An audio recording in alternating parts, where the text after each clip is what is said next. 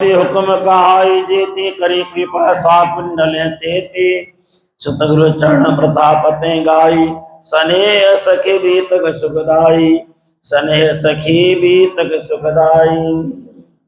जय मूल स्वरूप धनी श्री धाम कर्ण चरण ग्रहे नित नित प्रणाम सोहे जुगल बर रसिक राज पूरे ब्रह्म सृष्टि के सकल काज वेद सदा जियावर स्वरूप आनंद घन सोहे अनूप सोहे स्वभाव स्वयं सच्चिदानंद राजता खंड आनंद कंद क्षर अक्षर के पर पार जोए आए प्रकट नौतन पुरी में सोए अविगत को गत कही न जाए सो शब्दातीत अपार आए हैं अखंडानंद अद्वैत ये है क्यों वर्णो मेरी सपन देह सतगुरु कृपा करी मुहे आए तासे जन्म लीला कछु कहूँ गाए करो चरण ग्रहे दंडत प्रणाम पूर्ण करो मेरी जो हाम यह कार्य कारण भेद जान अद्भुत गत करी जीवन प्राण जय मूल स्वरूप धनी श्री धाम प्रणाम। सुंदर साथ जी महान बुद्धि के सागर सदगुरु महामती श्री प्राणनाथ जी महाराज जिनके परम प्रिय शिष्य स्नेह सखी जी महाराज की यह पावन लिखित वितक चर्चा का रसास्वादन आप हम सब कर रहे हैं। समय प्रतिदिन व्यतीत होता ही है जैसे हो रहा है। सुंदर साथ की संख्या कभी ज्यादा कभी कम ये भी होती ही रहती है। कभी कोई समस्याएं आती हैं घर में तो हम कम संख्या में आ पाते हैं, है ना। जैसे आप एक कम हो जाए तो एक सुंदर साथ की कमी होती है। अगर मैं यहाँ पे ना बैठूं, मैं भी एक होकर के कमी हो जाऊं तो फिर भीतर सुनाने वाले की मुश्किल हो जाती है ना। इसलिए मैं तो अपनी कमी नहीं रख सकता, लेकिन सुंदर साथ अपनी कमी कभी कभी कर देते हैं। ये भी सुंदर साथ का प्यार है, ये भी सुंदर साथ का प्रेम है। कभी ज्यादा आना भी सुंदर साथ का प्रेम, कभी कम आना वो भी सुंदर साथ का प्रेम। हर चीज में सुंदर साथ का प्रेम समाया हुआ है। आइए आज श्री प्राणनाथ जी का प्राकट्य का संक्षिप्त वर्णन आप हम सब यहाँ करेंगे, क्योंकि श्री इंद्रावती का प्राकट्य होने वाला है। परम धाम में दो आत्माएं हैं, सभी आत्माओं में श्रेष्ठ। एक का नाम सुंदरी सखी, एक का नाम इंदिरा सखी। संसार में उनको इंद्रावती और सुंदरबाई के नाम से जाना गया, क्योंकि आत्मा सदा स्त्रीलिंग है। मैं पुरुषवाचक हूं, ये सब पुरुषवाचक बैठे हैं, इनके अंदर की आत्मा स्त्रीवाचक है।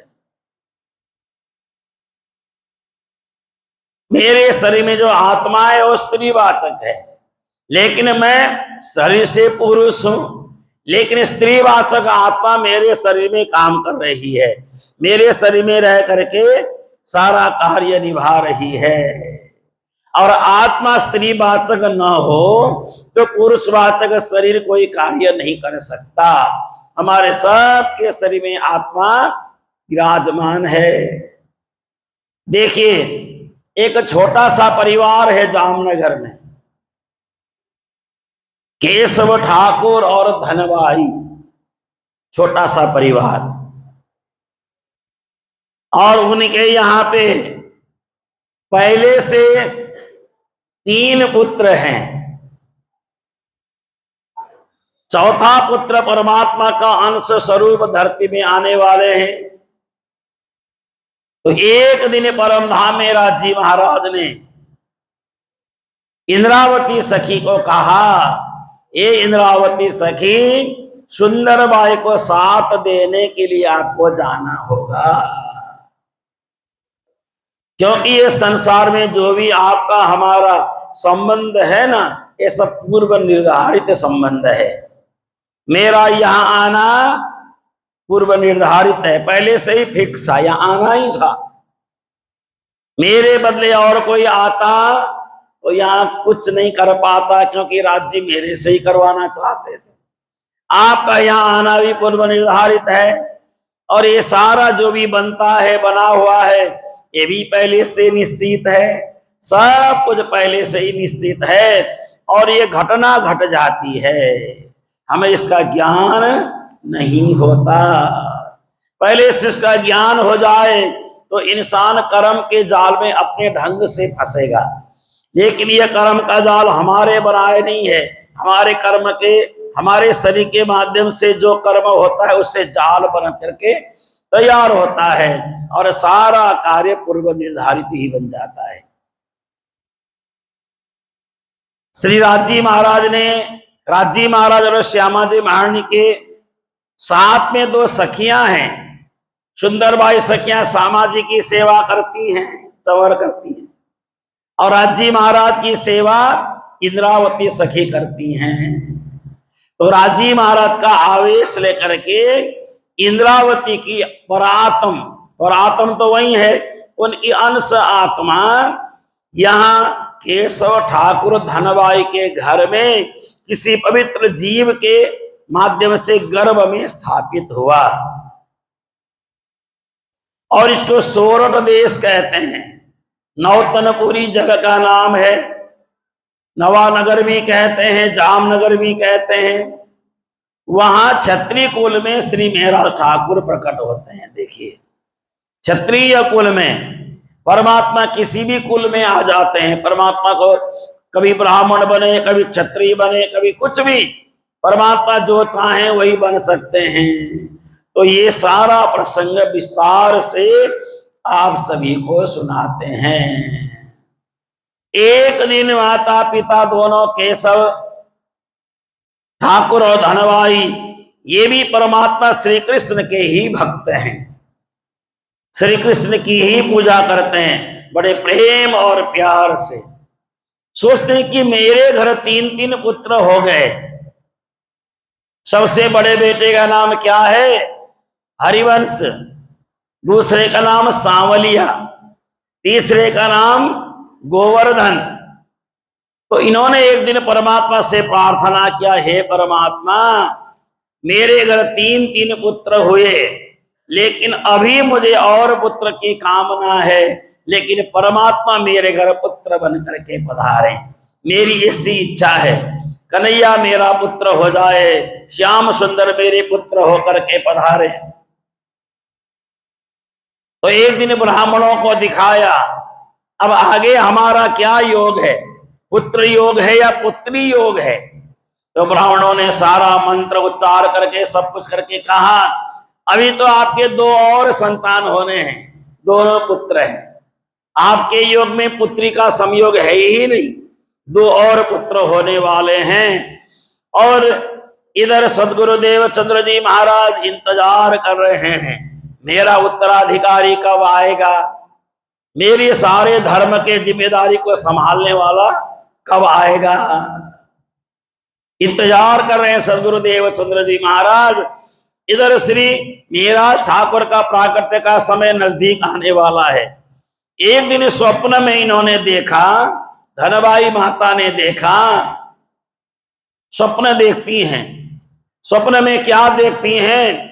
उनके गोद में एक छोटा सा सांवले से कलर का बालक है, और स्वयं अपने आप को यशोदा की अनुभूति कर रही हैं। यहाँ पे लिखा है, एक दिवस स्वप्न में देखियो ख्याल, भय प्रगट मेरे श्री कृष्ण लाल, मैं जसोमती हूं ब्रज के माही, अपना स्वरूप यो देखियो ताही। अपने आप को यशोदा मैया के रूप में देखा, और गोद में कन्हैया को खेलता हुआ देखा। ऐसी बाल लीला देखी कन्हैया की। यहाँ पे बड़ी सारी बातें लिखी हैं, क्योंकि कन्हैया गौ चराने के लिए गए हैं, और धनबाई माता यशोदा के रूप में उनका इंतजार करती हैं, स्नान कराती हैं, भोजन कराती हैं। ये सारी लीला उन्होंने स्वप्न में देखा, और बाद में जाग गए, नींद उनकी खुली, तो उनको आश्चर्य लगा, जो मैंने स्वप्न देखा क्या यह कभी सच हो सकता है? ये कभी सच हो सकता है?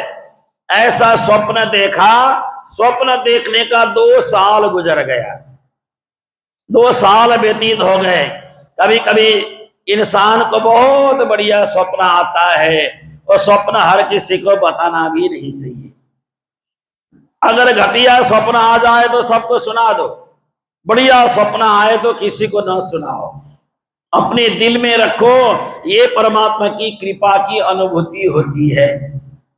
आपकी श्रद्धा, आपकी निष्ठा, आपका विश्वास, आपका परमात्मा के प्रति जो प्रेम है ना, करुणा है, ये कभी कभी स्वप्न में भक्ति के रूप में दिखाई देता है। यूं बरस दोएलों बीती बात, अब कहूं ज्यों बीती साक्षात। सम्मत 1674 माही, साक्षात लीला देखी आही। और विक्रम सम्मत 1674 का साल लगा, 1674 का साल लगा, और विक्रम सम्मत 1675 का साल लगने का समय आ गया। तो उन्होंने स्वप्न में श्याम सुंदर श्री कृष्ण को देखा, उनके साथ खेलते हुए, आनंद लेते हुए। ऐसा सुंदर उन्होंने स्वप्न देखा। कहाँ देखियो धनबाई प्रकाश, झिलमिलियो जाए माहे आकाश। भेद ब्रह्मांड रही आगे जाए, भासे सकल स्थान का बनाए। बड़ा सुंदर स्वप्न देखा उन्होंने। ऐसा सुंदर स्वप्न देखा कि जैसे उनके अंदर श्री कृष्ण की शक्ति समाहित हो रही है, और गर्भ में श्री कृष्ण आकर के विराजमान हो गए। ऐसा स्वप्न देखा। और इतना ही नहीं, भगवान श्री कृष्ण रथ में विराजमान होकर के सूर्य की तरफ जाते हुए स्वप्न देखा। भगवान श्री कृष्ण रथ में विराजमान है, रथ लेकर के सूर्य की तरफ जा रहे हैं, और वह सूर्य धीरे धीरे धीरे धीरे धनबाई माता की तरफ आ रहा है। ऐसा बड़ा सुंदर दृश्य देखा, मधुर दृश्य देखा। तो धनबाई सोचने लगी, पता नहीं क्या होने वाला है हमारे घर में। कभी कन्हैया को सूर्य की तरफ जाते हुए देखती हूँ, कभी सूर्य को लेकर के धरती में कन्हैया को आते हुए दृश्य देखती हूँ। ऐसा सुंदर सुंदर दृश्य देखते देखते 1 महीना 2 महीना करते करते 9 माह का समय उनका व्यतीत हो गया। विक्रम संवत 1675 का समय आ गया। जैसे विक्रम संवत 1675 का समय आ गया, तो उस समय 14 सबदी दिन घड़ी 8, भयो भवन में आनंद ठाठ। विचार हस्त नक्षत्र सुहाए, तब प्रगट भय धनी धाम आए। श्री प्राणनाथ प्यारे, श्री प्राणनाथ प्यारे की। तो 14 सवदी दिन घड़ी अब भवन में आनंद का माहौल बन रहा है। रविवार का दिन है, हस्त नक्षत्र सुहाए। उस समय रुत शरद लग्न अत्यंत सुंदर है। अचानक धनबाई के घर में अपने गर्भ की पीड़ा को कब शांत हुआ ये उनको पता भी नहीं चला, और सामने सुंदर बालक नजर आया, जैसे सूर्य के प्रचंड तेज को लेके आया हो, ऐसा अनुभव हुआ। और वह बालक थोड़ी देर बाद रोने की आवाज करने लगा, फिर थोड़ा मुस्कुराने लगा। मधुर मुस्कान उस बालक के द्वारा होने लगा। और इस बात का पता चला केशव ठाकुर को। केशव ठाकुर ने ब्राह्मणों को बुलाया, सब कुछ बुलाया, बड़ी बधाइयां गाई गई, बड़ा आनंद का माहौल बनने लगा। सुन हर से केशव राय आही, उठ धोए आचार्य चरण ताही। फूल वस्त्रन से पूजा कीनी, बहुदान विप्रन को दीनी। अपने गुरुओं को बुला करके गुरुजनों की पूजा की, चरण धोया अपने गुरु महाराज का, जो उनके गुरु थे उनका चरण धोया। सारे घर में गुरु महाराज के चरण का छींटा डाला, और सुंदर वस्त्र गुरु महाराज को पहनाया। और सोचा ये तो बड़ी सदगुरु की कृपा हो गई, परमात्मा की कृपा मेरे ऊपर हो गई। ऐसा सोच करके घर में बड़ा आनंद मग्न होकर के बधाई गाने लगे। श्री प्राणनाथ कृपाल वजमव जजनीत ताप निवारण करितार तम्य प्रकाश धरि तनु अखिल विश्व उदाहरण। बुला लेते हैं थोड़ा। श्री प्राणनाथ कृपा भज भव जनितता बनिवा करितार ताम्य प्रकाश धरि तनु उदाहरण। पुष्पांजलि चाहिए था मेरे को, कब आएंगे पुजारी जी? धाम धनी धनी जी हमारे, धाम धनी धनी मेहर करो श्री प्राणनाथ प्यारे, मेहर करो श्री प्राण। हरे राज श्यामा प्यारे, राज श्यामा हे मेहर करो श्री प्राणनाथ मेहर। श्री ब्रह्म ज्ञान निधान गुण निधि शुभ सुमंत प्रतारकम निज भक्त हेतु प्रकाश करिबहु सुखद धर्म प्रचारकम। भज पांचरूप समान्वितमति परम प्रेम सुख धरि दिव्य रूप अलौकिकामनित चरित नूतन राज। श्री पार ब्रह्म स्वरूप गुरु जग प्रगट जन प्रेम निवाहन पद हृदय निश्चल धार। भजु ईश्वरेश कृपायतन प्रभु श्री विजयाभि। श्री योगी राज मुनीश सब कलि कलुष ब्रज माहि कृष्ण स्वरूप पधरि शिशु जनित प्रेम सुहावनम। करि रास हास विलास बहुविधि प्रियन के मन।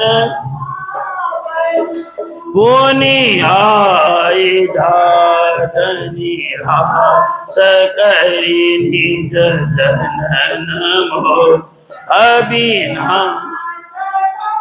निज धाम धाम विलास सुख रई सकल।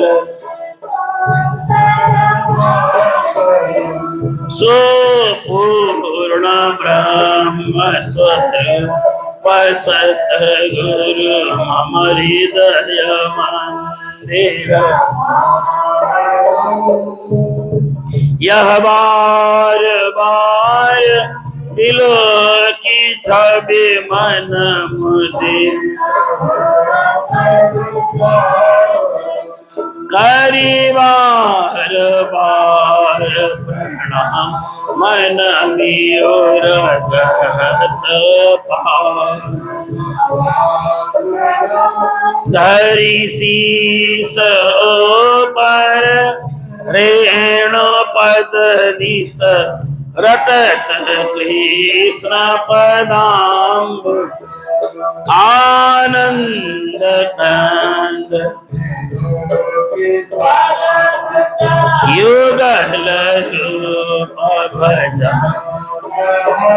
श्री कृष्ण चंद्र समेत प्रिय गण रवि सहस्र नमामि। श्री प्राणनाथ कृपालु जनित ताप निवारण करितार साम्य प्रकाश धरि तन अखिल विश्व उधार। श्री प्राणनाथ प्यारे की, श्री प्राणनाथ प्यारे की। तो केशव राय के घर में चौथे पुत्र के रूप में एक बालक का प्रादुर्भाव हुआ।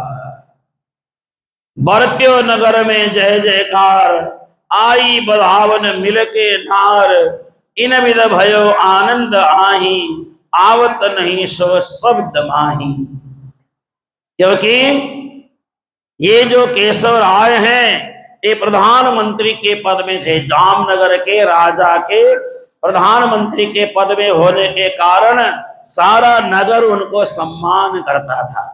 जैसे पता चला उनके घर चौथे पुत्र रत्न की प्राप्ति हुई है तो दिव्य बालक है, गौर वर्ण का बालक है, तो दूर दूर से लोग आए और बधाई देने लगे, शुभ कामना देने लगे। बड़ा आनंद मंगल का कार्य वहां पे होने लगा और लोग दूर दूर से आकर के बधाई दिया। कैसे बधाई देते हैं तो आप सब गाते हैं, हर साल गाते ही हैं। जोग मायानो देह धरी सेरे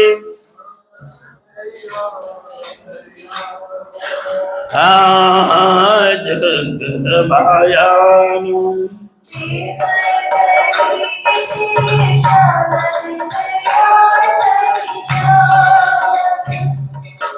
पत छिणती तेणे ठामे पत छिण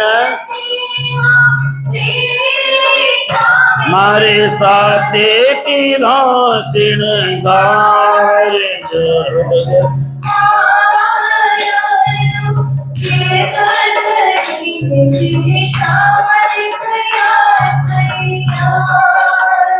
बड़ा सुंदर स्वरूप लेकर के श्री प्राणनाथ जी पधारे।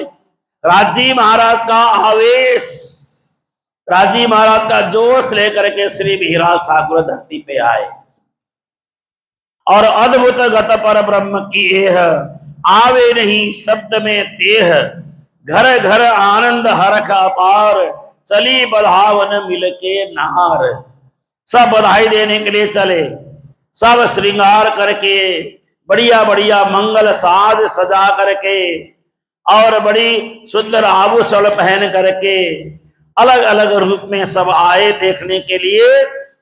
आकर के श्री महाराज ठाकुर के जन्म के समय पर बधाइयां देने लगे। बाजत ढोल ददामा भेरी मृदंग ताल और जंत्र नभेरी सारंगी डाफ महुआ बाजे पंच शब्द धुन अति ही गाजे। तरह तरह के बाजे बजाते हुए आए, कोई ढोलक बजाते हुए आया, कोई नगाड़ा बजाते हुए आया, कोई मृदंग बजाते हुए आया, कोई ताली बजाते हुए आया और अनेकों कोई सारंगी बजाते हुए आया और कोई तुम्बड़ा बजाते हुए आया। महुआ का मतलब होता है तुम्बड़ा, तुम्बड़े में बनता है ना, वो घी में बनता है ना, हाँ वो बजाते हुए कोई आया। तो अत्यंत आनंद की कोई नरसिंहा बजा रहा है, कोई तुरही बजा रहा है, कोई सहनाई बजा रहा है ऊंचे ऊंचे शोर में, और केसर है, कुमकुम है, चूहा है, चंदन है, अबीर है, गुलाल है। बड़े आनंद से श्री मिहिराज ठाकुर के जन्म के अवसर पर लोग दूर दूर से आकर के बधाइयां देने लगे और केशव राय और धनबाई माता को कहते हैं, धन्य है आपके घर 4 पुत्र हुए। पहले 3 पुत्र थे, चौथा पुत्र हुआ आपके घर में। बेटी एक भी नहीं है, 4 पुत्र ही पुत्र हैं। अभी तो 5वां भी होना है। 5 पुत्र होते हैं उनके घर में। चौथे नंबर पे श्री मिहिराज ठाकुर होते हैं, जिनको बाद में हम श्री प्राणनाथ जी कहते हैं। इस तरह से बड़ा आनंद हो रहा है, बड़ा उत्साह हो रहा है। लोग दूर दूर से आके बधाई दे रहे हैं, और बधाई ही नहीं, आकर के सब बड़ी आनंद मंगल के गान गा रहे हैं। केशव राय को अत्यंत प्रसन्नता हो रही है, बहुत तरह का वो दान कर रहे हैं। ब्राह्मणों का बुला करके सब बंदित पुरी नौतन नारद शारद नर सुर मुन रज इच्छत ब्रह्मा विष्णु महेश ब्रह्मा विष्णु सहस फनि शेष। नौतनपुरी की बड़ी भारी महिमा हो रही है। एक तो भ्रमण करते हुए नौतनपुरी आ गए, और उस पुरी का नाम पहले क्या था? नवानगर, जामनगर। अब उस पुरी का नाम नौतनपुरी हो गया, क्योंकि नया शरीर धारण करके परमात्मा का स्वरूप स्वयं आ गया। इस भाव के कारण नवानगर कहा गया। अब श्री मिहिराज ठाकुर छोटे से बालक हैं, लेकिन बड़ी सुंदर सुंदर आनंद की लीलाएं करते हैं। अब यहाँ पे उनकी लीला का ज्यादा विस्तार नहीं करेंगे, क्योंकि बाल लीला का विस्तार सदगुरुदेव सुंदर जी महाराज का बहुत है, प्राणनाथ जी का थोड़ा कम है। फिर भी अत्यंत सुंदर लीलाएं करते हैं। 5 साल के हो गए श्री मिहिराज जी, तो सब ग्वाल बालों के साथ अपने अपने ग्वाल बाल, अपनी सखा संबंधी, उनके साथ बढ़ करके बड़ा आनंद मनाते हैं। कभी गुलाल उड़ाते हैं, कभी बाल भय सुंदर छबिलो सोए श्री मिहिराज लाल निरख मात पिता ये शोभा होए अंग आनंद रसाल। बालक का नाम श्री मिहिराज रखा गया। मिहिर कहते हैं सूर्य को। सूर्य की तरह प्रकाश वाला जो बालक है, उनका श्री मिहिराज नाम रखा गया। और ठाकुर जाति में जन्म लेने से, राजपूत परिवार में जन्म लेने से श्री मिहिराज ठाकुर उनका नाम हो गया। बड़े प्यारे प्यारे चरण कमल हैं, बड़ी प्यारी प्यारी उनकी उंगलियां हैं। राजकुमार की तरह बालक हैं, तो बड़ा सुंदर श्रृंगार पहनाया गया है। यहां से लेकर के यहाँ तक जन्म से ही उनको एक निशान बना हुआ था। यहाँ पे जैसे खड़ा चंदन लगाते हैं ना, वैसा निशान हल्का सा बना हुआ था।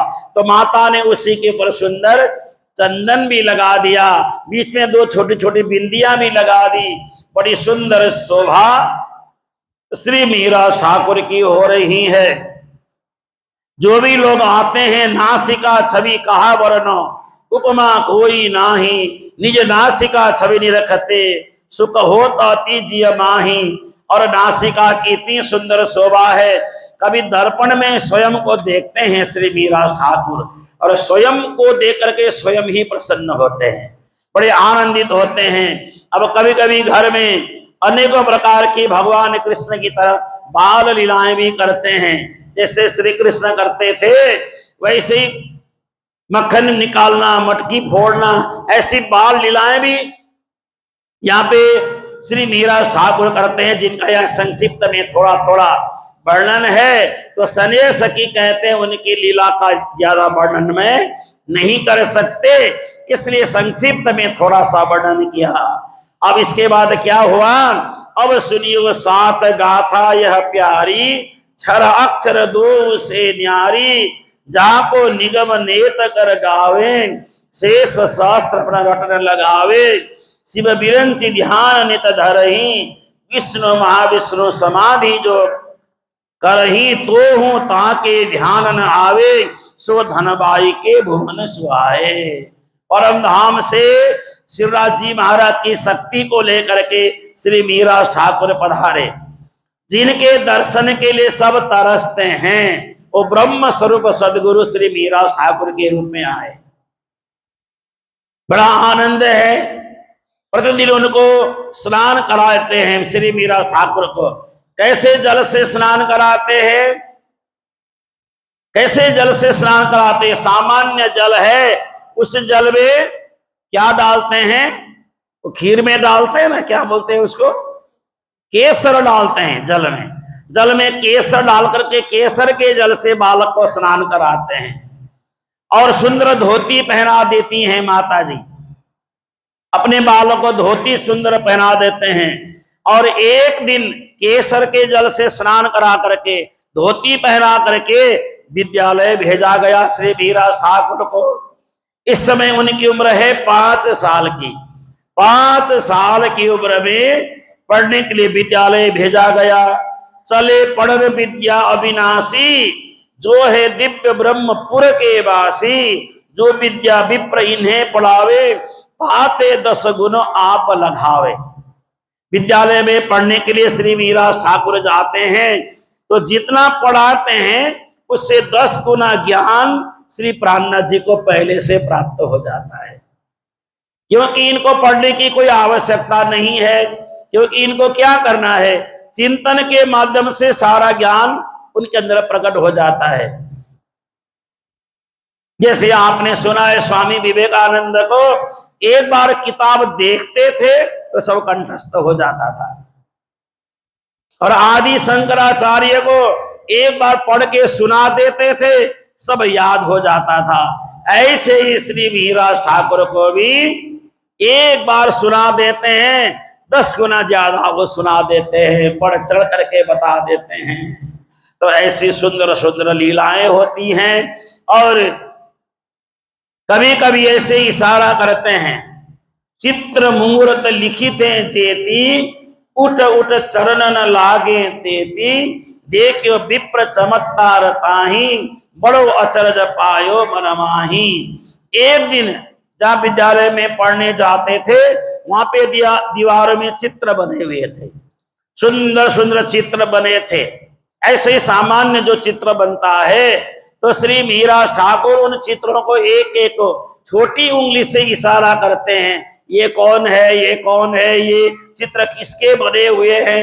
जैसे वो इशारा करते हैं तो चित्र से जो चित्र में प्रतिमा है वो प्रकट होकर के श्री मीरा ठाकुर को प्रणाम करने लगते। तो विद्यालय में पढ़ाने वाले ब्राह्मण बड़े अचंभित हो जाते, ये बालक आखिर है कौन, कहां से आया ये बालक। तो सारे ब्राह्मण भी कभी कभी उनको हाथ जोड़ते हैं, लेकिन मीरा ठाकुर कहते हैं नहीं, आप ब्राह्मण हैं, आप गुरु हैं, मैं क्षत्रिय हूं, आप मुझे प्रणाम न करें, मैं आपको प्रणाम करूंगा। ऐसा करते हैं। अब यहाँ पे परिवार का नाम बता रहे हैं। अब कहो नाम कबीला के जेते, पृथक पृथक सब ही के तेते। तो घर में पिताजी का नाम केशव राय ठक्कर, ये लोहाना जाति के थे, लोहाना क्षत्रिय थे। माता का नाम धनबाई जी है, एक गुजराती परिवार से हैं। और इनके यहाँ पे सबसे बड़े भाई का नाम हरबंश ठाकुर है, उनसे छोटे भाई का नाम सामलिया ठाकुर है ठक्कर, तीसरे भाई का नाम गोवर्धन ठक्कर, और चौथे का नाम श्री मेहराज ठक्कर। और बाद में एक बेटा और हुआ जिनका नाम है उद्धव जी ठक्कर। कितने हो गए? 5 भाई हो गए। ये 5 भाई बड़े प्रेम से घर में रहते हैं, बड़े आनंद से रहते हैं। अब इधर देवचंद्र जी महाराज की चर्चा होती है, जैसे आप सुन रहे हैं। तो देवचंद्र जी महाराज की चर्चा होती है बड़े प्रेम से। गांग जी भाई के घर में श्री देवचंद्र जी महाराज रहते हैं इस समय। तो एक दिन गांग जी भाई के घर में रहते हुए श्री देवचंद्र जी महाराज चर्चा में इतने निमग्न हो गए, जिस समय श्री मीरा ठाकुर का जन्म हुआ उस समय की घटना है। इतने निमग्न हो गए, हीरबाई के मन में आया आज मेरे गुरु महाराज भोजन करने के लिए नहीं आ पा रहे हैं। तो प्रतिदिन 11:30 बजे भोजन करते थे, आज तो 12 बज गया, 12:30 हो गया, भोजन करने के लिए नहीं आ पा रहे हैं। समाचार भिजवाया तो इधर हीरबाई के मन में अहंकार हो गया। क्या फर्क पड़ता है, देवचंद्र जी महाराज भोजन नहीं भी करें, कृष्ण जी तो भोजन करने आ ही जाते हैं, रोज आते हैं श्री कृष्ण भोजन करने के लिए। भक्तों के अंदर अहंकार नहीं होना चाहिए, किसी भी चीज का अहंकार नहीं होना चाहिए। तो देवचंद्र जी को इसका पता चल गया, वो तो अंतर्यामी थे।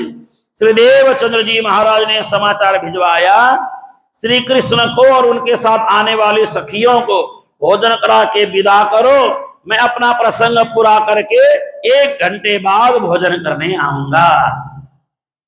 ये समाचार भिजवाया। तो अब हीरबाई ने क्या किया, बड़ी सुंदर थाली सजाई श्री कृष्ण के लिए और हाथ जोड़ करके प्रार्थना करने लगी, आओ जी पधारो, भोग आरोगो, भोजन का समय हो गया है। ऐसा बारंबार कहें, श्री कृष्ण आए ही नहीं भोजन करने के लिए, श्री कृष्ण आते ही नहीं, रोज की तरह आते थे, आज आए ही नहीं। फिर प्रार्थना करें, फिर प्रार्थना करें, फिर प्रार्थना करें, लेकिन श्री कृष्ण भोजन करने बिल्कुल नहीं आए। बड़े परेशान हो गए। फिर समाचार भिजवाया श्री देवचंद्र जी के पास, हे गुरु महाराज, आज लगता है श्री कृष्ण को भी भूख नहीं लगी है और आप भी अपने प्रवचन में बड़े मस्त हैं, व्यस्त हैं, तो मैं किसको भोजन कराऊं। तो श्री देवचंद्र जी ने कहा, रुको फिर मैं आता हूं, आज मैं पहले कर लूंगा, बाद में श्री कृष्ण को करा देना। यूं कह करके देवचंद्र जी और श्री कृष्ण में भेद प्रकट किया। किसने? हीरबाई माता ने। गुरु अलग है, परमात्मा अलग है। परमात्मा के भोजन करेंगे, गुरु जी करे ना करें क्या फर्क पड़ता है। गुरु जी आके करेंगे, परमात्मा करे ना करें क्या फर्क पड़ता है। ये भेद उनके अंदर प्रकट हुआ। तो श्री कृष्ण ने सोचा हीरबाई को ज्ञान देना पड़ेगा। ऐसा सोच करके जब सदगुरु देवचंद्र जी महाराज अपने प्रवचन के आसन से नीचे उतरे, खड़ाऊ पहना और वहां से चल पड़े, जाकर के जैसे ही श्री देवचंद्र जी महाराज अपने आसन में जाकर भोजन के लिए विराजमान हो गए, तो हीरबाई भोजन की थाली अंदर से लेके आई, देवचंद्र जी महाराज के सामने थाली रखी, तो देखते हैं बिल्कुल देवचंद्र जी के साथ श्री कृष्ण भी बैठे हुए हैं। बोलो कृष्ण कन्हैया लाल की। हीरबाई ने कहा, अरे आप तो पहले बुलाते बुलाते बुलाते मैं तो थक गई, आप आए ही नहीं। जब देवच गुरु महाराज आए तो आप भी आ गए। तो उस समय श्री कृष्ण ने कहा, हे भोली सखी हीरबाई, तेरे अंदर अहंकार आ गया, मेरे में और देवचंद्र जी में तूने अंतर समझ लिया। जहां अंतर समझते हैं, जहां दो की भावना आती है, जहां पे दो की भावना आती है ना, वहां पे सारा खेल समाप्त हो जाता है। कृष्ण और मैं, हम लोग एक ही हैं। देवचंद्र जी और मैं, हम दोनों में कोई अंतर नहीं है। यहाँ पे अद्वैत की भावना होनी चाहिए, तेरे में द्वैत की भावना आ गई। जहां देवचंद्र जी हैं वहां मैं हूं, जहां मैं हूं वहीं सदगुरु देवचंद्र जी महाराज हैं। श्री सदगुरु महाराज की। कई बार लोगों के दिल में भ्रम होता है, परमात्मा और गुरु में अंतर करते हैं ना, लेकिन ये शास्त्र कहता है परमात्मा का ही अंश गुरु महाराज है और गुरु महाराज के मूल अंश ही परमात्मा है, मूल परमात्मा है। ये भेद समाप्त करवाया। और सदगुरु देवचंद्र जी महाराज की चर्चा में मेघवाई हर बन सके ताही आवे अजवाही नितवाही।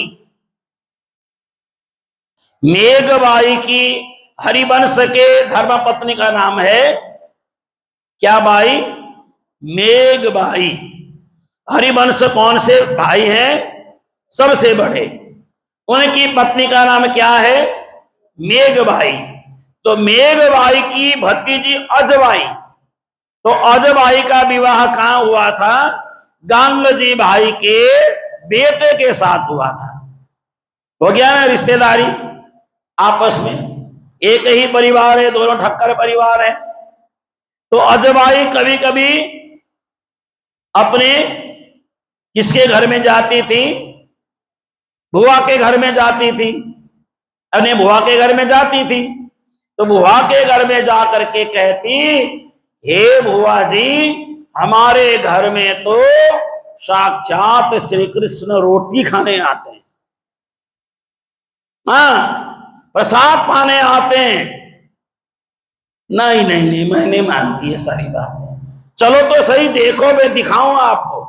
एक दिन तो हमारे गुरु महाराज ने माखन चोरी की सारी लीला सुनाई और रात्रि को व्रत लीलाएं सुनाई। सुबह देखा तो पलंग के नीचे मक्खन की मटकियां मिल गई। नहीं नहीं नहीं, मैं नहीं मानती है सारी बातें, मुझे विश्वास नहीं होता है। नहीं, सच है, मैं झूठ क्यों बोलूंगी? अपनी सगी बुआ से मैं झूठ क्यों बोलूंगी?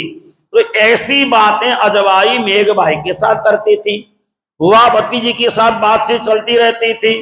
गांग जी के घर में ऐसा होता है, वैसा होता है, सदगुरु महाराज लीला करते हैं, जो बताते हैं वही होता है। एक दिन तो सोने का बर्तन ला के दिया, सोने का बर्तन ला के दिया। किसको दिया सोने का बर्तन? मेरी ताई सास को। ताई सास हो गई ना, मेरी ताई सास को सोने का बर्तन ला के दिया। चलो मैं दिखाती हूँ, बर्तन पड़ा है अभी भी वही है। ऐसी बातें करें। और एक दिन तो गुरु महाराज ने, हम सब लोगों ने कहा गुरु महाराज हमें जमुना जी में स्नान कराओ, तो गुरु महाराज ने साक्षात दीवार से जल प्रकट करके हमें स्नान करा दिया। ये सारी बातें बताए। और भोजन करते समय श्री कृष्ण स्वयं आके कहते हैं, आज नमक कम है, आज नमक ज्यादा है, आज मिर्च ज्यादा डाला, आज नमक कम डाला। श्री कृष्ण खुद बोलते हैं ऐसी बातें। ये सारी बातें सुन करके बड़ी आश्चर्यचकित हो गई। कब हो कछु देवे, यूं सात भांत भांत सुख लेवे, इन विध कही अजबाई फूफी से बातें। फूफी कहते हैं क्या उनको? फूफी से बातें सो सुनी मेघबाई विख्याते। सारी बातें सुन करके बड़ा अच्छा लगा। और हम नित दर्शन करते हैं ताई, तुम ही करो जो चल के वाही। और हमारे घर में जो छोटे छोटे बच्चे हैं ना, छोटे छोटे बच्चे, उनको तो कभी मिठाई देते हैं, कभी खिलौने देते हैं, पता नहीं क्या क्या ला के देते हैं श्री कृष्ण। ये बच्चों को बांट देना बोलते हैं। बड़ा आनंद होता हमारे घर में। एक बार चलो तो सही बुआ हमारे घर, चलो देखने चलो। तो मेघ भाई तो बड़ी है, बड़ी की अपनी अपनी अलग से अपना सम्मान होता है। मेघ भाई ने सोचा मैं तो अभी नहीं जाऊंगी, अपने देवर को भेजूंगी, पहले देवर को भेजूंगी। ऐसा सोच करके अपने देवर, तीसरे नंबर के देवर को, गोवर्धन जी को कहा, हे देवर जी आप जाकर के देखना, ये अजबाई थोड़ी बचपना है इसकी, तो जाकर के देखना सच है या झूठ है। तो गोवर्धन जी ने विचार किया, पुरुष है ना, वो भी राजपूत परिवार के पुरुष है, मैं जाऊं ना जाऊं, जाऊं ना जाऊं, ऐसा होने लगा उनके मन में। तो गोवर्धन जी ने अपनी पत्नी को कहा, उनकी पत्नी का नाम है पद्मावती। तो पद्मावती को कहा एक बार तुम जाकर के देख के आओ पहले। महिलाएं आपस में जल्दी घुल मिल हो जाती हैं, मुझे थोड़ी शर्म सी आती है, तो एक बार मैं नहीं जाऊंगा, तुम जाके देख के आओ। तो इतना कहने के बाद अब तुम जाओ गोवर्धन पुत्र, कैसी लीला होते हैं तित, लाओ खबर जाए के तुम पीछे ले चलो उत हम। पद्मावती बाई नामे जो स्त्री गोवर्धन की सोए, सो पहले सोवते गई तहाँ, उन्हों आए बातें करी यहाँ। तो पद्मावती जी गई, वह जाकर के उन्होंने दूर बैठ करके प्रवचन सत्संग सुना। ये कौन है? श्री मेहर ठाकुर के भाभी जी है ना, भाभी जी गई और वहां बैठ करके चर्चा प्रवचन सत्संग सुना। और श्रीदेव ने ध्यान से देखा, ये कोई नई नई सी आई है, कोई नई नई आई है। तो पूछा ये कौन है? ये नहीं जो सखी आई ये कौन है? इनकी तो परम नाम की, इस नाम की आत्मा है। पहचान गए देवचंद्र जी, सबको पहचान जाते थे। परम नाम में इस पंक्ति में बैठी है फलानी है, पहचान जाते थे। तो कहा इधर आओ, इधर आओ बेटे, इधर आओ, आप मेरे पास आओ, संकोच मत करो। परम धाम में तुम एक ही साथ रहते थे, अब तुम्हें हमारे यहाँ परिचय देना पड़ रहा है। तुम कहां से आई हो, किसके घर से आई हो? उन्होंने कहा यहां नजदीकी हम लोगों का घर है, पास में ही घर है। अब तो उस घर को मंदिर बना दिया गया है। कभी आप जामनगर जाएं, श्री प्राणनाथ जी का घर अब मंदिर के रूप में है। तो वहां से मैं आई हूं। मेरा नाम पद्मावती है, मेरे पति का नाम गोवर्धन जी है ना। और मेरे सबसे बड़े जेठ का नाम हरिवंश है, और मेरे ससुर जी का नाम केशव राय है, मेरी सासू माँ का नाम धनबाई है। सारा परिचय दिया तो देवचंद्र जी पहचान गए। पहचाने में ज्यादा समय नहीं लगा, पहचान गए। उन्होंने कहा जाके कहो गोवर्धन को वो भी आ जाए मेरे पास, क्योंकि गोवर्धन तो परम नाम की गुणवंती बाई है, परम नाम की गुणवंती बाई की आत्मा है वो। मैं बिना देखे उनको पहचान चुका हूं। और ये लो प्रसाद, कल यहाँ पे माखन चोरी की लीलाएं हुई थी, तो ये मटकी कन्हैया छोड़ के गए हमारे पास, प्रसाद दिया। बड़े प्रसन्न होकर के पद्मावती गई, जाकर के मेघबाई को उनको सब कहा सब कुछ सत्य है। अजवाई ने जो कहा सारी बातें सच है। अब उसके बाद मैं उत लीला देखी सही, मेघबाई से इन विद कही, तब गोवर्धन गए जो ताही, विराजे श्री देवचंद्र जी जाही, कर प्रणाम चरण ग्रही तवही, आत्म निर्मल भई जो तवही, अब शरण तुम्हारे आए हम, जगा बने अपनी आत्म। और इस तरह से गोवर्धन जी ने जाकर के श्री देवचंद्र जी महाराज के चरणों में प्रणाम किया और कहा मैं अपनी आत्मा को जगाने के लिए आया हूं।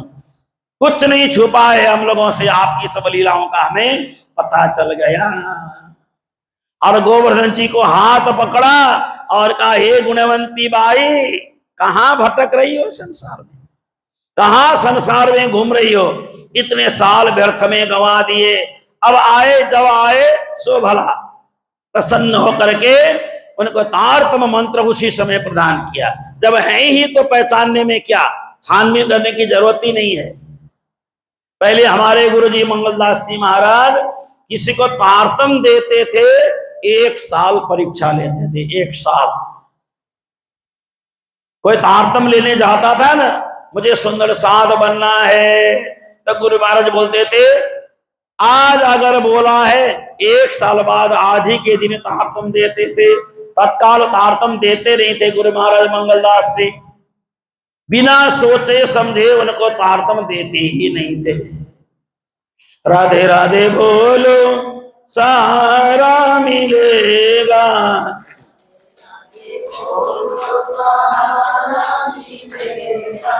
कृष्ण कृष्ण बोलो किनारा मिलेगा, कृष्ण कृष्ण और राधे राधे बोलो सहारा मिलेगा, राधे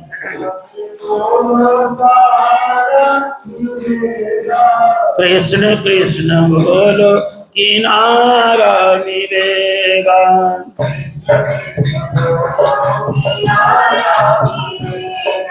कृष्ण कृष्ण बोलो किनारा मिलेगा,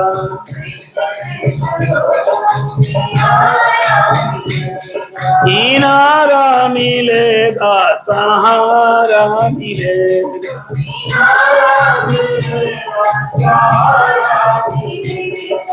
किनारा मिलेगा सहारा मिलेगा।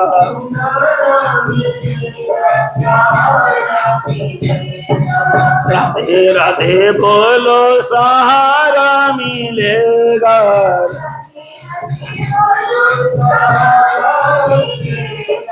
कृष्ण कृष्ण बोलो किनारा मिलेगा। मिलेगा। कृष्ण कृष्ण हरे कृष्ण कृष्ण बोलो किनारा मिलेगा। कृष्ण कृष्ण।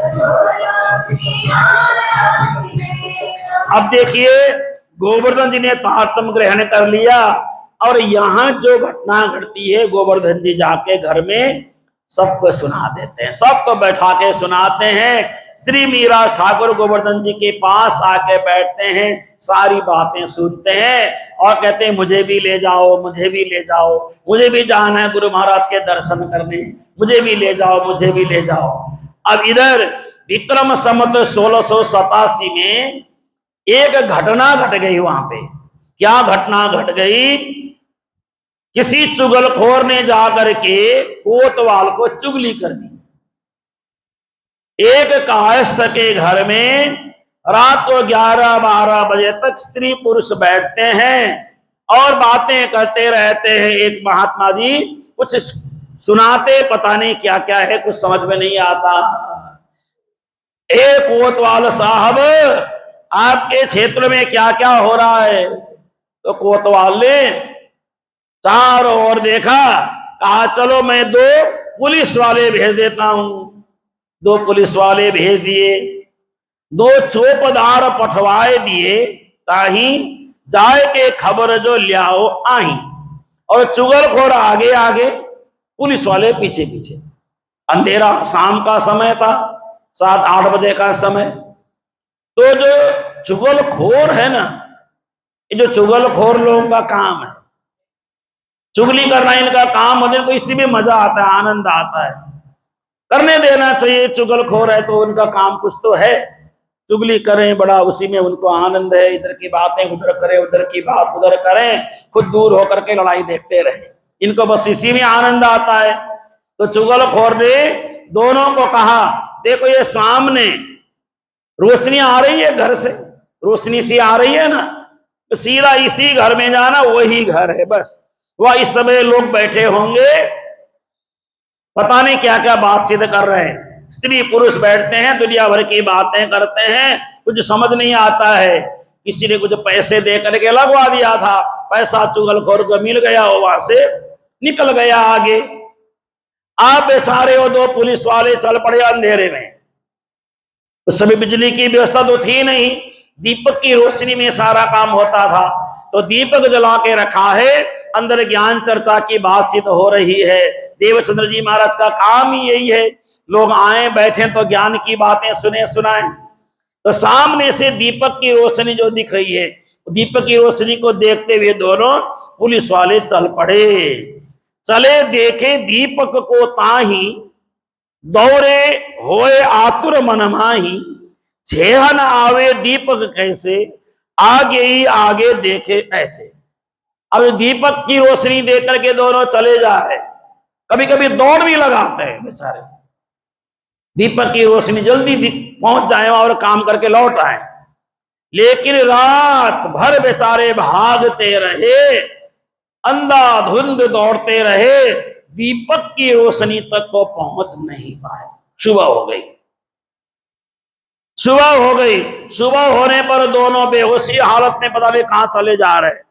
एक ने अपने आप को सुबह होने पर देखा, वहां पे अभी भी ये कुआं पड़ा है, उसी कुएं का रात भर गोल गोल चक्कर काटता रहा, पता ही नहीं चला वो क्या कर रहा है। ऐसे सामने देवता कुएं का चक्कर काट रहा है, पता ही नहीं चला, रात भर कुएं का चक्कर काटा।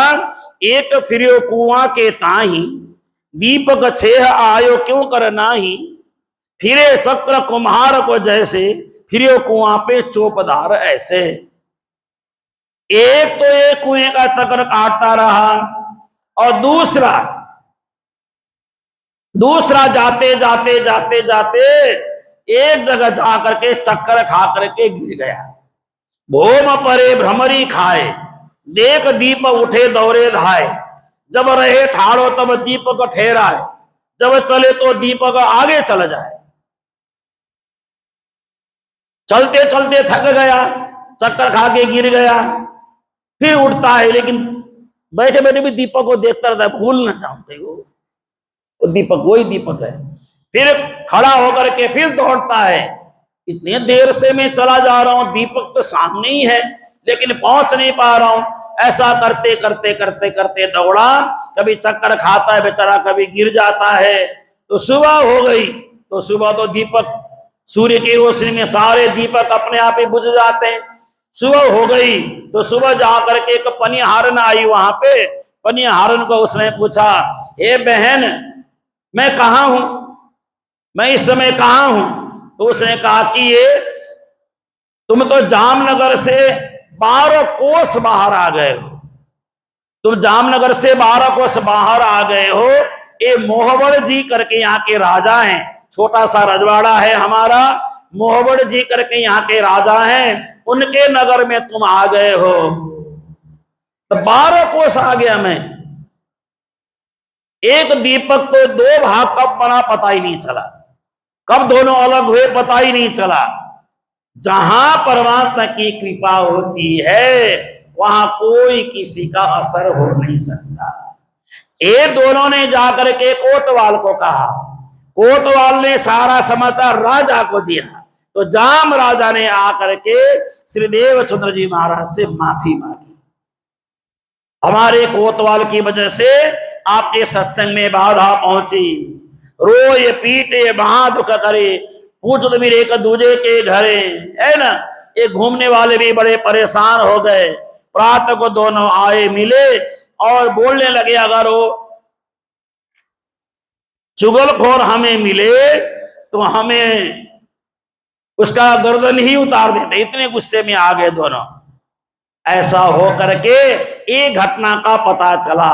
इस घटना का पता चला, जब इस घटना का पता चला तो सदगुरु देवचंद्र जी महाराज ने विचार किया, ओहो इसका मतलब ये है अब मुझे गृहस्थी के घर में नहीं रहना चाहिए, गृहस्थी के घर में लंबे समय तक नहीं रहना चाहिए। ये घटना कहाँ की है? गांगू जी भाई के घर की घटना है,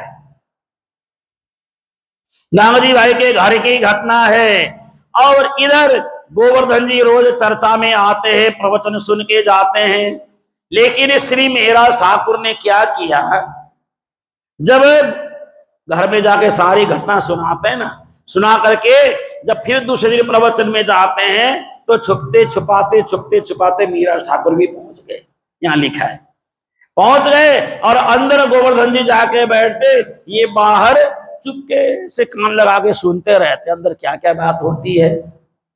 4 दिन तक सुनते रहे, गोवर्धन जी को पता ही नहीं चला। यह लिखा है ऐसा। तो जाकर के पीछे से 4 दिन से बातें सुनते रहे, बड़े निमग्न होके बातें सुनते हैं। जब जयकारा लगने से पहले मेहराज ठाकुर भाग जाते हैं, वहां से घर में पहुंच जाते हैं। सारा पता चल गया, मन ही मन ऐसा सोचते हैं कि दर्शन कब करूंगा मैं, ये तो मैं छुपते छुपाते आया हूं, लेकिन दर्शन कब करूंगा गुरु महाराज का। दिवस 4 लो यह विद कीनी, सो बिना धनी काहू नहीं चीनी। फेर के गोवर्धन जी से आज, चले तुम संग हम निश्चय राज। आतुर होए चले जब साथ, तब छुड़ाए गए गोवर्धन हाथ। तब ही रोए गिरे इनकाद, आतुर चित्त मिलन श्री राज। और 4 दिन के बाद 5वें दिन जब जाने लगे गोवर्धन जी, तो श्री मेहराज ठाकुर ने कहा, ए भैया मुझे भी ले जाओ ना वहां, मुझे भी गुरु महाराज के दर्शन करने बड़ी इच्छा है, मेरी उनसे मिलने की बड़ी इच्छा है, उनकी मधुर वाणी सुनने की इच्छा है। 4 दिन से वैसे सुन रहे, छुपते छुपाते जाके सारी बातें सुनते हैं, लेकिन बताए नहीं अपने भैया को। गोवर्धन जाए चरणों लगे, करी अर्ज श्री धन जी के आगे। है मेरे जो छोटो भाई, आतुर भयो आवन इन ठाई। छुड़ा के चले गए। गुरु महाराज का पूछा, हे गुरु महाराज आपका आदेश जब तक न हो मैं अपने छोटे भाई को लेके नहीं आ सकता। मेरा छोटा भाई है श्री मेहराज, उनको लेके आने का मन है, लेकिन आपका आदेश नहीं है, इसलिए मैं लेके नहीं आया। तो उसी समय श्री देवचंद्र जी महाराज ने कहा, लड़कपन में व्यस्त जो आवे आज, हुए सब पुर निज काज। ध्रुव को चढ़ भगवान के इत, भय बरस 5 में प्राप्त। छोटी उम्र में भगवान के पास मंदिर में बच्चों को लेके जाना चाहिए, उनसे सेवा करानी चाहिए। आपने देखा है कभी गुरुद्वारे में छोटे छोटे 5 साल 8 साल के बच्चे गुरुद्वारे में जाके झाड़ू लगाते हैं, लंगर बांटते हैं, पत्तल उठाते हैं। अरे राजपूत के बच्चे क्यों नहीं आते हैं? क्यों नहीं आते हैं राजपूत के बच्चे? उनको भी सिखाओ, मंदिर आना सिखाओ, लंगर बांटना सिखाओ, उनको भी प्रसाद बांटना सिखाओ, पत्तल उठाना सिखाओ। अभी संस्कार नहीं भरोगे तो कल आने वाले दिन हमारे गांव के बच्चों का क्या होगा? 95% तो नशे में धुत हो ही गया मलौया गांव, 100% नहीं हो जाएगा। बच्चों को मंदिर ले आओ, बच्चों को संस्कार दो छोटी उम्र में। अभी तो छोटा बच्चा है, छोटा बच्चा नहीं समझना। छोटे बच्चे को जो संस्कार मिलता है ना, तो सबसे बढ़िया संस्कार होता है। क्यों नहीं लाते हो? अपने बालकों को लेके आना चाहिए, तो मंदिर में लाएं रोज। हमारे यहाँ तो 11वें दिन जब बच्चे का नाम रखा जाता है, उसी दिन तारतम भी दे देते हैं, है कि नहीं पुजारी जी? आपने कब दिया था? अच्छा, बचपन में। छोटी उम्र में बच्चे को तारतम दे देते हैं। नहीं तो क्या करते पता है? हमारे उधर की परंपरा है, घर में भोग लगता है ना राज जी को, तो अपना छोटा बच्चा उसको प्रसाद नहीं देते, परवाही है बोलते। अपने घर के बच्चे को ये परवाही है, प्रणामी नहीं है, अभी हमारे परिवार में शामिल नहीं हुआ है बोलते। आप लोग जन्म लेने के बाद अपना बच्चा हमारा परिवार का हिस्सा मानते हैं। हमारी तरफ इतनी कठिन परंपरा है उधर बंगाल में, उधर आप जाएंगे तो ये कहते हैं हमारा बच्चा जरूर है, लेकिन अब सुंदर साथ में जब तक शामिल नहीं होगा परिवार का हिस्सा नहीं है बोलते हैं उसको। बताइए, परिवार का हिस्सा ही नहीं है बोलते हैं उसको। तारतम देने के बाद फिर बोलते हैं अब हमारा परिवार का हिस्सा हो गया। आप लोग ऐसा नहीं करते ना, यहाँ पे तारतम ही नहीं देते, धर्म ही नहीं सिखाते हैं। तो बचपन से ही धर्म के मार्ग में बच्चों को जोड़ना चाहिए। अब भय 5 वर्ष प्रहलाद को जब ही नरसिंह रूप दर्शन दियो तब ही। प्रहलाद जी को 5 वर्ष की उम्र में नरसिंह भगवान ने दर्शन दिया था। तो दौड़े दौड़े गए गोवर्धन जी, श्री मीराज ठाकुर को लेके आ गए। और आने के बाद तब आए चरण ग्रहे श्री प्राणनाथ। यहाँ प्राणनाथ का मतलब होता है देवचंद्र जी। तब आए चरण ग्रहे श्री प्राणनाथ, धरे सिर ऊपर 2 हाथ, कर प्रणाम चरण जब लागे, अब ब्रह्म सिद्धि के सुख सब भागे। श्री प्राणनाथ प्यारे की, ये भ्रम में नहीं पड़ना। मीरा ठाकुर प्राणनाथ जी हैं। परम धाम में राज जी को प्राणनाथ बोला है, ब्रज में वृंदावन में श्री कृष्ण को प्राणनाथ बोला है। हाँ, और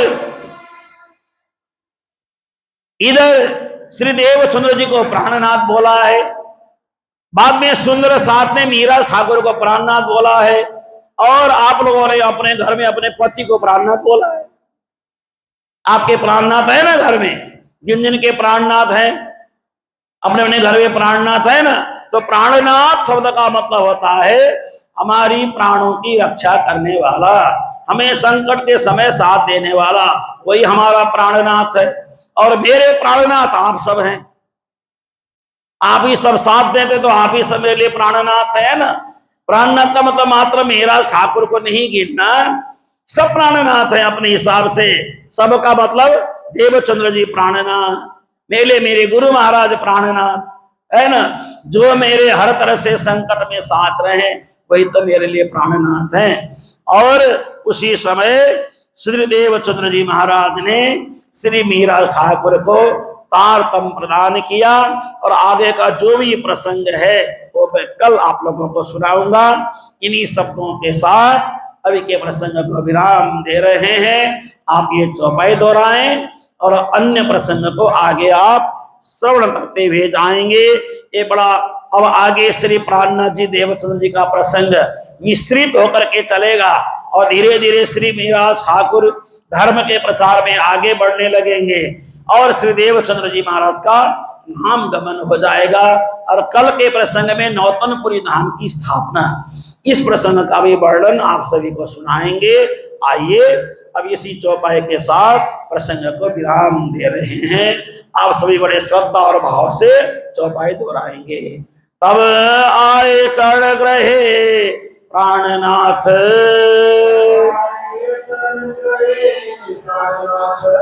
धरे सिर पर दो हाथ,